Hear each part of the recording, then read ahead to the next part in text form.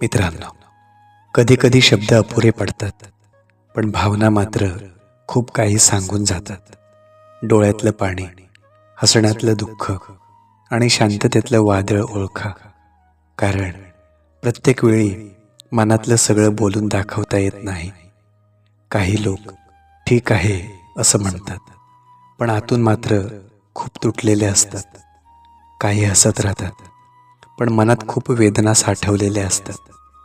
शब्दांवर विश्वास ठेवण्यापेक्षा मनाचा आवाज ऐका. जवळच्या माणसांच्या भावनांना समजून घेणं हेच खरं नातं असतं. कारण नातं शब्दांनी नव्हे तर भावनांनी टिकतं. थोडा वेळ द्या, थोडं मन लावा, सगळं समजेल. कधी फक्त सोबत हवी असते, सल्ला नाही. कधी फक्त ऐकणारा हवा असतो, उत्तर देणारा नाही. हीच खरी समजूत असते, हीच खरी माया असते. मन समजून घेतलं की शब्दांची गरजच राहत नाही. भावना ओळखल्या की नाते अधिक घट्ट होतं.